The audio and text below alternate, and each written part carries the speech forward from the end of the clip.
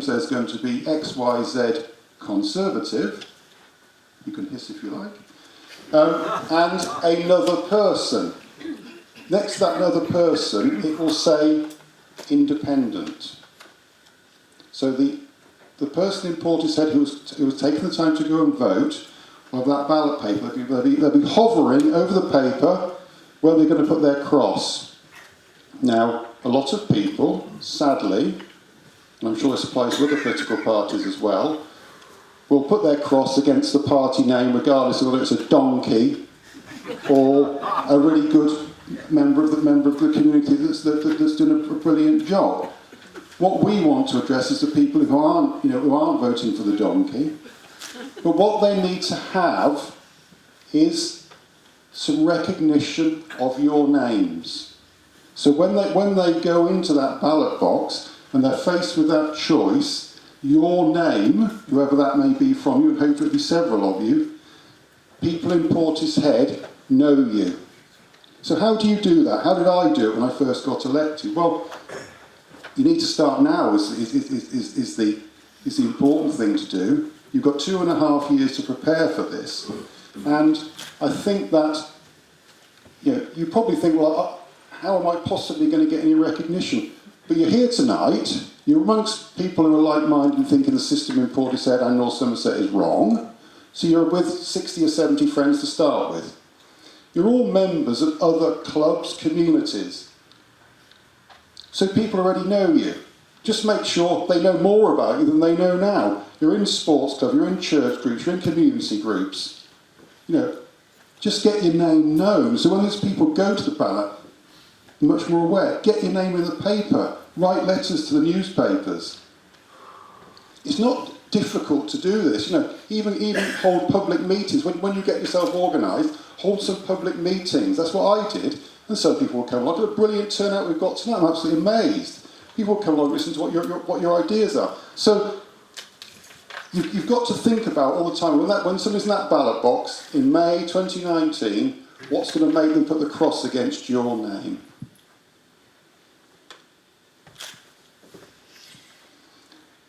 I do think there's quite a lot of benefit from being involved in social media in its widest sense, in the press, on television.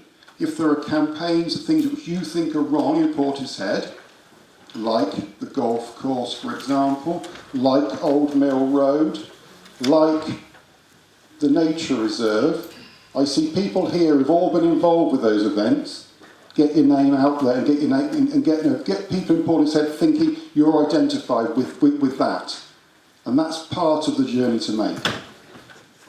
When it comes to the election, you need to think about leafleting, canvassing, go and knock on people's doors. That's a brilliant way to get recognised, because you'll find quite a lot of the other parties don't bother. They might put a leaflet out, if you're lucky.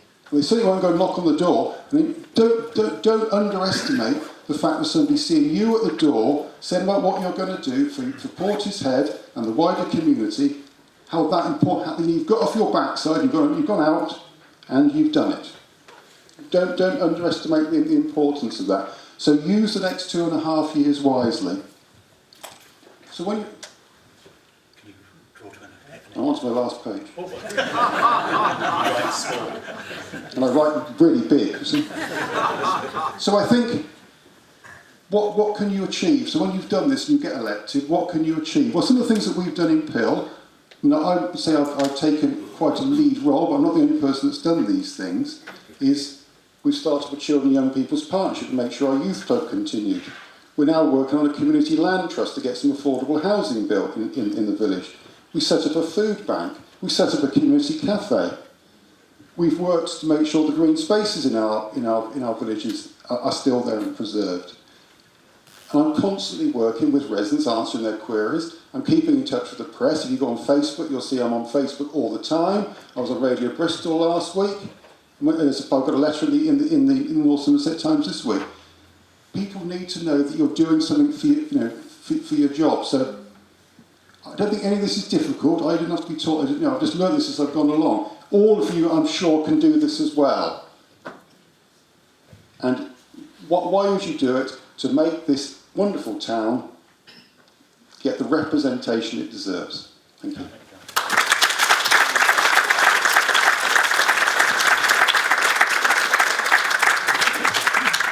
you, Don. I'm sure there'll be questions for you afterwards. Can we now move on to Janet Davey, our local resident, who you've probably seen many pictures of in the North Somerset Times, and probably read many letters as well. Janet, would you like to take a step? Where do you want me to stand? Anyway, Yeah? yeah. Right. What are you railing with you, Janet? No, but I've got my pink scarf. If it wasn't for Anne Townsend, our beloved golf course would now be covered in 16,000 cubic metres of landfill.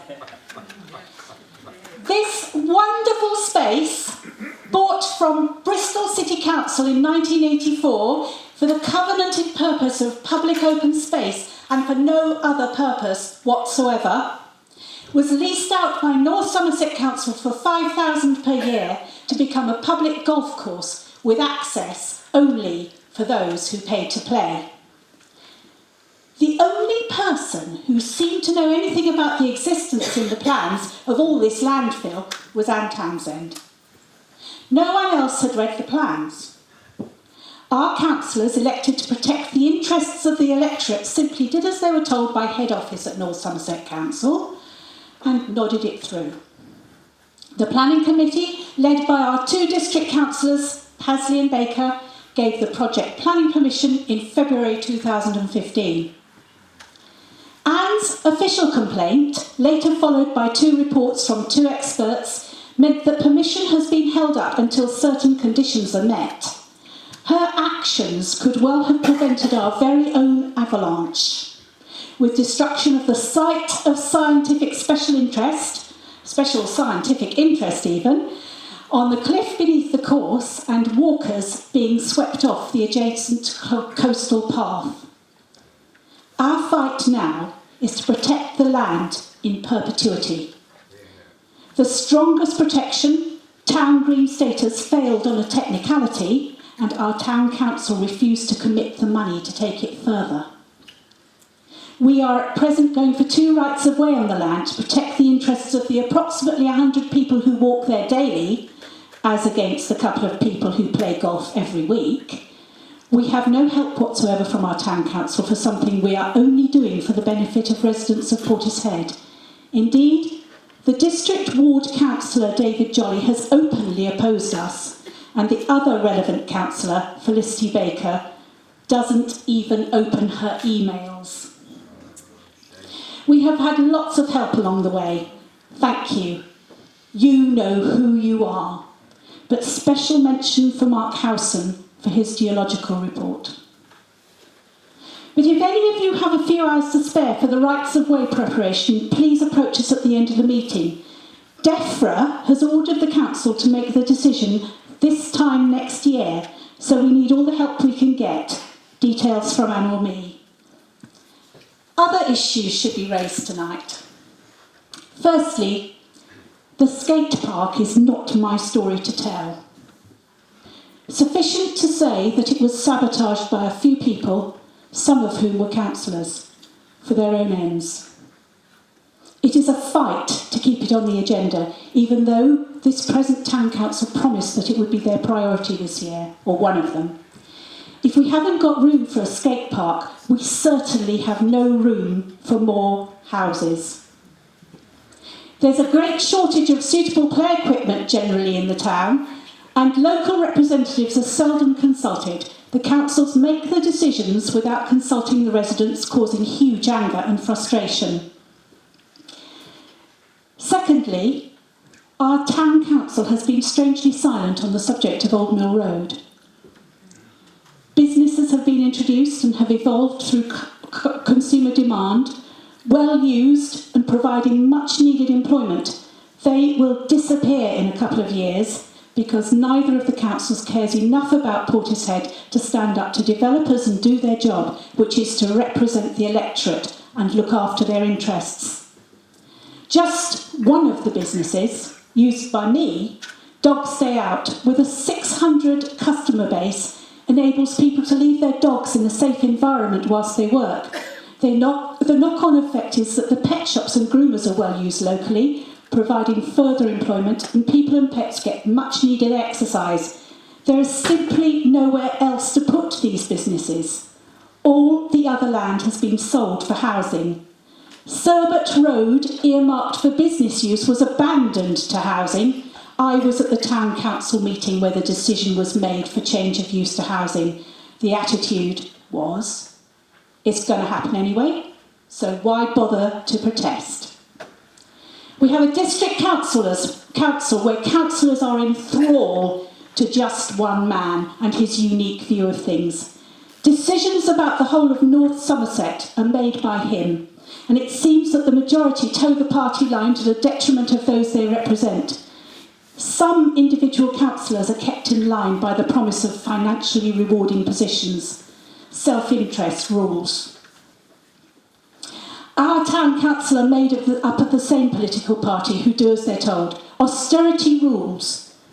The £500,000 in the coffers is rarely used to benefit the town, but is reinvested each year. The precept is kept down, admittedly, but when the highlight of a year, according to the council, is the installation of 2 benches donated by residents, you know that things in our town have got to a parlous state. This should be a vibrant, exciting town. We do have an admittedly wonderful Portishead in bloom that is papering over the cracks of a town that has had insufficient maintenance for far too long. We need people who are prepared to fight for our town and make it fit for purpose again. Thank you.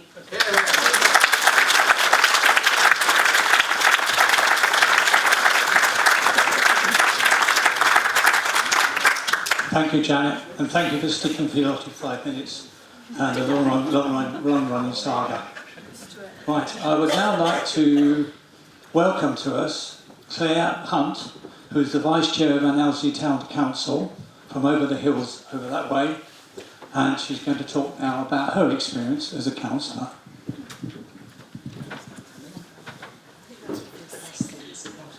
Well, now I know why this room is full, and well done for the work you do and the speech you just made, because I found that inspiring.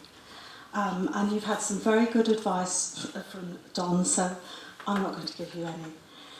Well, I really appreciate being invited to join you this evening.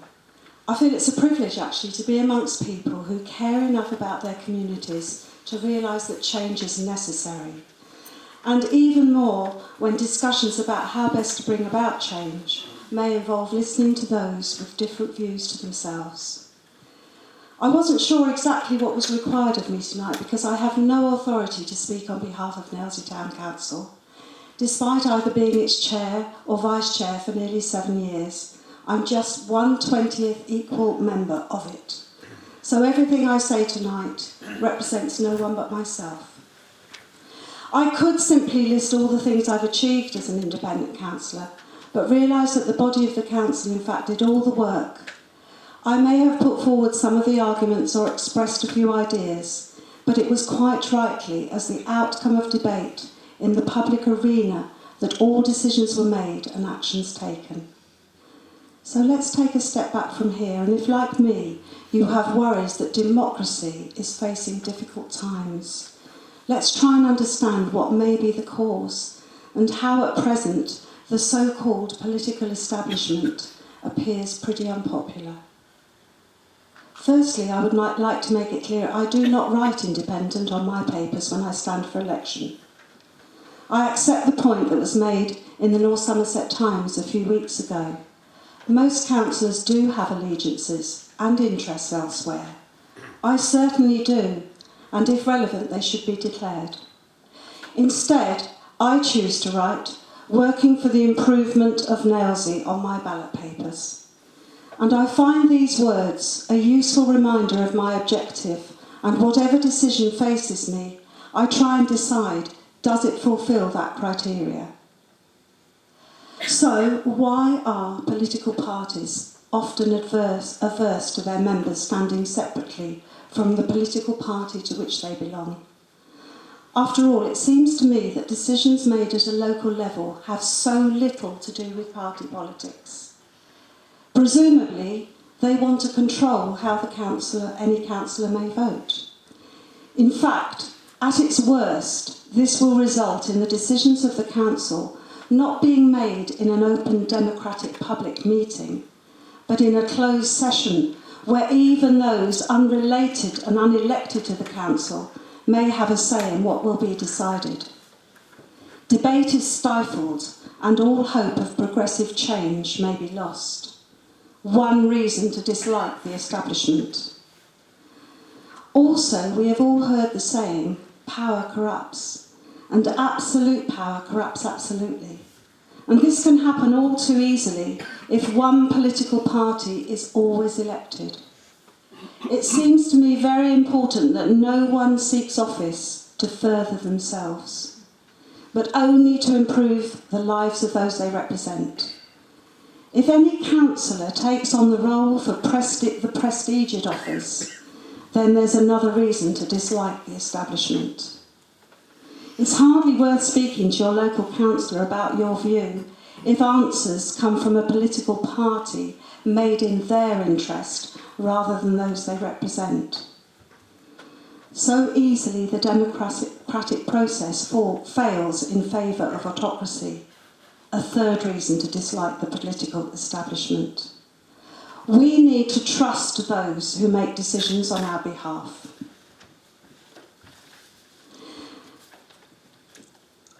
By not standing for a political party, it seems to me you are far more likely to get worthy councillors who are known for what they have contributed to their communities, rather than which party they stand for. Because believe me, some people would never vote for other than their favoured political party. At a local level, surely we can agree about what's best for our locality, whatever our political persuasion. Bringing party politics into the frame can lead to members voting simply against those they see as their opponents. I think we should all work together. Our job as councillors is to know our town, to listen to our residents, identify their needs, as well as have a vision for the future. We need to weigh all the facts carefully before making a decision, not asking any political party what we should think. At times, I've had to do detailed research. I've had to consult experts and try and understand issues that previously were beyond my experience. But doing that groundwork enables you to have the confidence in the debating chamber to speak with the authority necessary to change people's minds. And that's the hardest job to do. We probably all like to think we are right about everything, all of the time. But we need to develop the critical thinking skills to do a good job. That helps. Particularly when we know that sometimes there is no right or wrong. It's sometimes a question of doing the least amount of harm. Sometimes as councillors we have to face vehement opposition. People can express their views very strongly and it can be uncomfortable at times. But it's important to stick to the issues. The truth is it's not always the loudest voice that needs to be heard, but all voices and all opinions. And it's important to come to an honest decision based on reasoned argument, especially when suggesting change.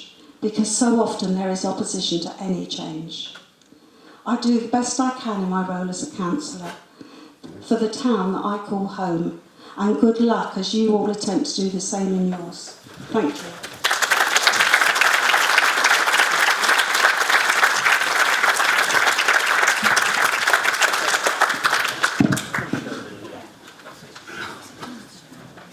Oh, sorry, it's John, I beg your pardon. John. Okay. John? Sorry about that. Miles away. Thank you, Claire. I'm sure there'll be questions for that. I'm going to introduce you to Jonathan Mock, who is our local campaigner who's fought very hard on Portley Walk, Parish Walk. Hi everybody. I've lived in Portishead for 40 years, so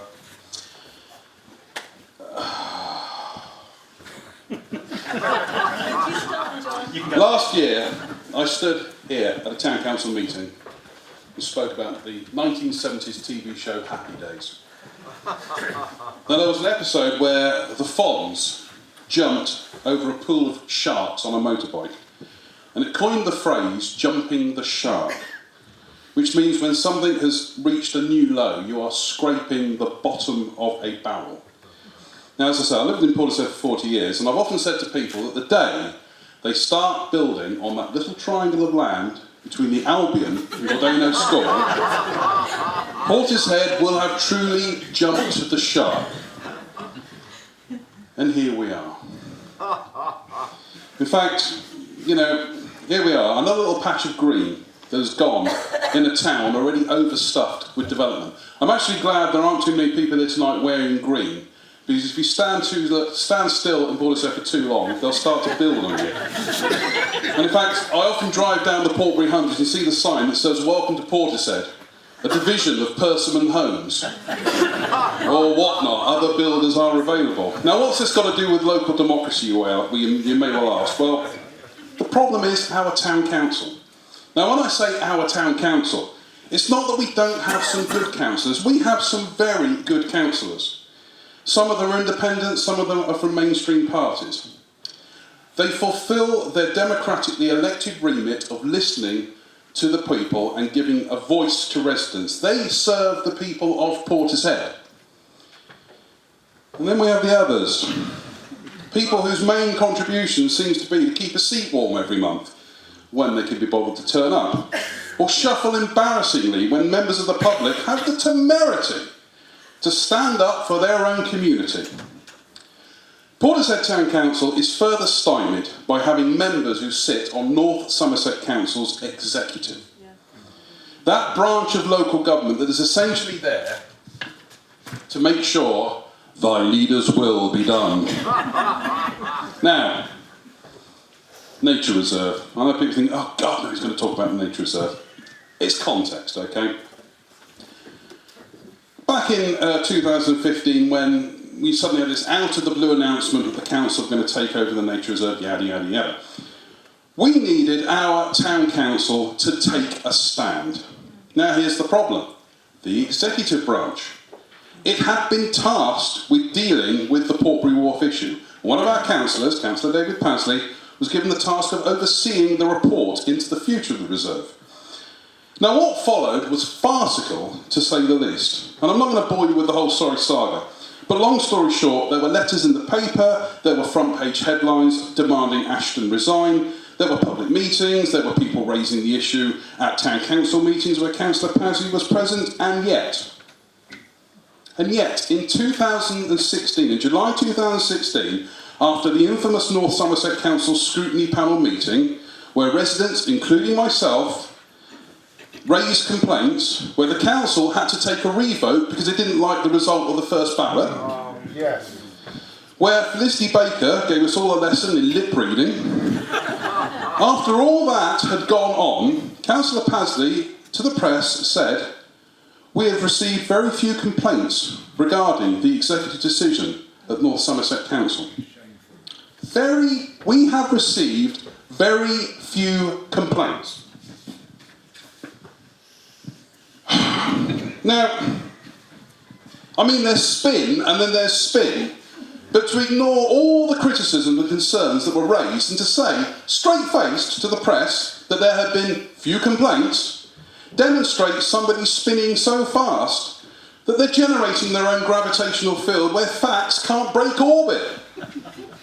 Now, I don't want to single Councillor Pasley out, but my experiences of trying to hold him to the basic code of conduct he is supposed to exercise with regard to his duties as a councillor are echoed by other residents here tonight in their dealings with other councillors. Now, my last correspondence with Councillor Pasley was to the effect that he wasn't going to speak to me anymore because I'd been mean to him at a town council meeting.